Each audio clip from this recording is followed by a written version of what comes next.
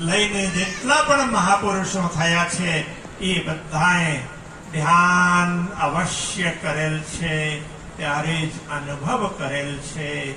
ધ્યાનના માધ્યમથી આપણે આગળ વધી શકીશું. તો આપણું ધ્યાન તો હોય છે, પણ ઘણી વખત દુનિયાદારીમાં વધારે હોય છે. તો દુનિયાદારીનું ધ્યાન એ પણ જરૂરી છે, પણ એના કરતા વિશેષ ધ્યાન પૂર્ણ બ્રહ્મ પરમાત્માનું હોય એ અધિક આવશ્યક છે. બ્રજના ગોપીઓ હંમેશા શ્રી કૃષ્ણજી સાથે જ છે એવો અનુભવ કરતા હતા. તો આપણે પ્રયત્ન કરીએ તો આપણને ખ્યાલ આવશે કે પૂર્ણ બ્રહ્મ પરમાત્મા આપણી સાથે છે, આપણા ઉપર કૃપા વર્ષાવે છે, આપણને માર્ગદર્શન આપે છે, બધું જ કરે છે. બસ એમના માર્ગદર્શનને ઝીલવા માટે આપણે યોગ્ય બનીએ. આ શરીરના અંતઃકરણને, મનને, બુદ્ધિને, ચિત્તને, અહંકારને એને શુદ્ધ બનાવવા માટે પ્રયત્ન કરીએ. તો શ્રી તારતમ સાગર આપણને સાધના અને સ્વરૂપ, તો પૂર્ણ બ્રહ્મ પરમાત્માના સ્વરૂપનો અનુભવ કરવા માટે સાધનાના માધ્યમથી આગળ વધવાનું માર્ગદર્શન આપે છે. ત્યારે આત્મામાં જાગૃતિ આવશે અને આત્માની દૃષ્ટિ ખુલશે, ત્યારે પૂર્ણ બ્રહ્મ પરમાત્માના એ દર્શન કરી શકશે. એટલે ધ્યાનના માધ્યમથી આત્માની દૃષ્ટિને ખોલવા માટે પ્રયત્ન કરીએ. તો હું આ જ શબ્દોના માધ્યમથી શ્રી તારતમ સાગરના જે કંઈ વચનો થોડા ઘણા કે આપ સૌની સમક્ષ વ્યક્ત થઈ શક્યા, તો એ બધાને અહીં વિરામ આપું છું. બધા જ કાર્યકર્તાઓને અને કે જેમના આ ફાર્મ અને આ પાર્ટી પ્લોટમાં આ આયોજન થયું છે, તો માધવ ગ્રુપના સૌ મહાનુભાવો, શ્રી ભગવાનભાઈ પ્રજાપતિ જેમના વૈવાહિક વર્ષના એ 50 વર્ષ પૂર્ણ કરીને 51 વર્ષમાં પ્રવેશ કરે છે. એ જ રીતે શ્રી મોતીભાઈ પ્રજાપતિ અને શ્રી કાંતિભાઈ પ્રજાપતિ. કાંતિભાઈ તો આ સમગ્ર કાર્યક્રમના મુખ્ય, અને આ બધો જ કાર્યક્રમ એમ જોઈએ તો એમના ઉપર રહ્યો છે એ રીતે કહી શકાય. અને સાથે શ્રી દિનેશભાઈ ભગતજી, પછી દીપકભાઈ, બીનુભાઈ, રાજુભાઈ, અને એ બધાને હંમેશા માર્ગદર્શન આપનારા આપણા મહંત શ્રી 108 ચંદન સૌરભજી મહારાજ, બધાને હું ખૂબ ખૂબ સાધુવાદ આપું છું. અને બધા યુવાનોને પણ હું ખાસ સાધુવાદ આપું છું. ઘણા બધા યુવાનોએ ખૂબ મહેનત કરી છે, ખૂબ મહેનત કરી છે. અને બધા યુવાનોમાં પણ શારીરિક રીતે પણ સક્ષમ અને કામ કરવા માટે પણ રાત દિવસ એક કરીને લાગેલા શ્રી યતીનભાઈને પણ હું ખૂબ ખૂબ સાધુવાદ આપીશ. અને બધા જ ભાઈઓને બધાને હું ખૂબ ખૂબ સાધુવાદ આપીશ. અને બધા સમર્થક આ કાર્યક્રમમાં સંમેલિત થયા, બ્રહ્મમુનિઓથી લઈને બધા, અને જે દાતાઓએ આને સફળ બનાવવા માટે કોઈ યજમાન બન્યા, કોઈ અલગ અલગ રીતે સેવાઓ આપી છે, કોઈએ ભોજનની સેવા આપી, કોઈએ કઈ રીતે સેવા આપી, અને આ સરસ મજાના કાર્યક્રમને સફળ બનાવ્યો.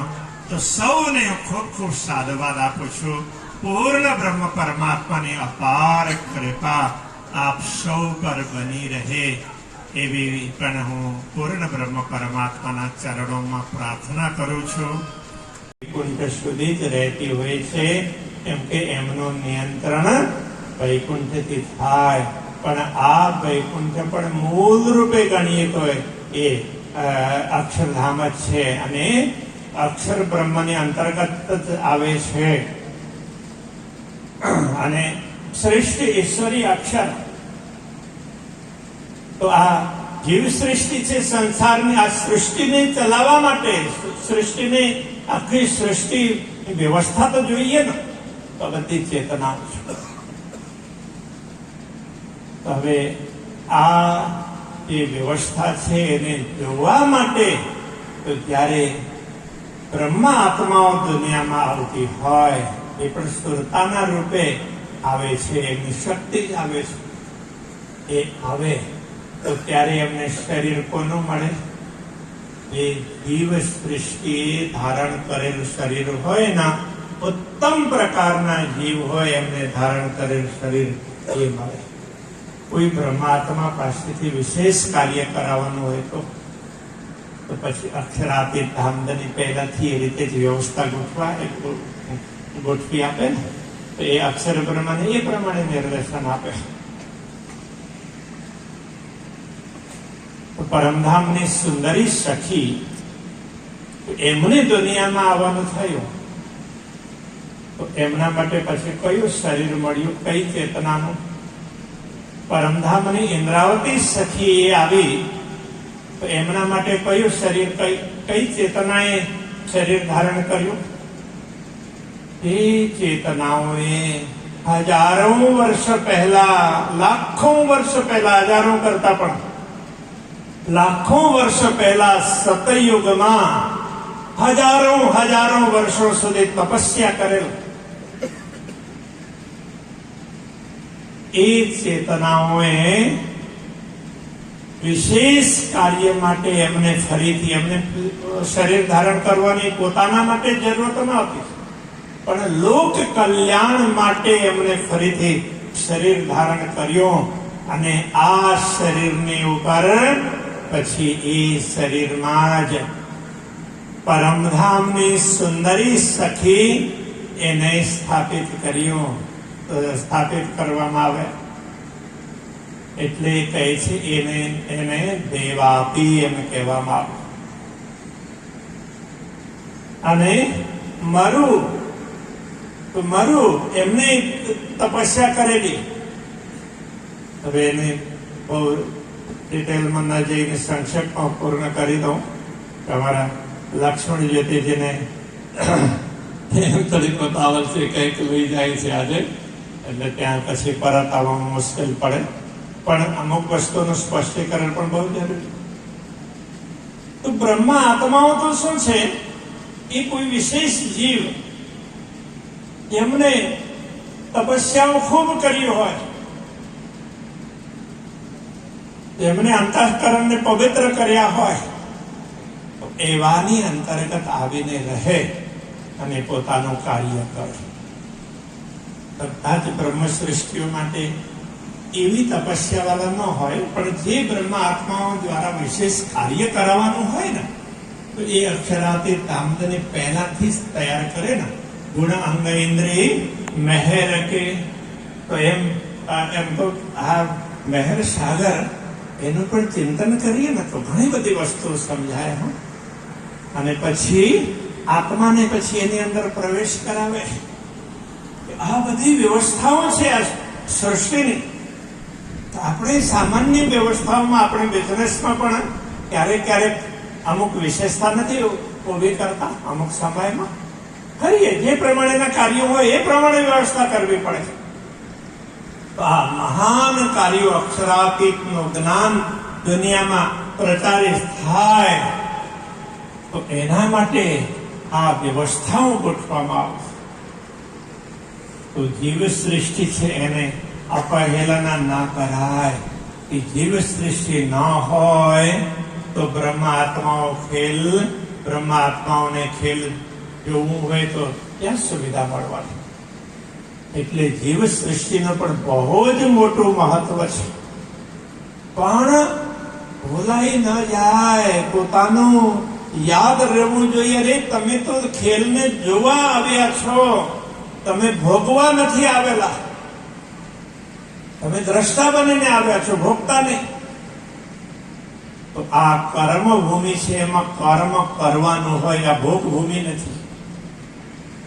એટલે જે સારા કર્મો કરશે એને સારો લાભ મળે, અને ખોટા કર્મો કરશે તો એને પછી ભોગવું પડે.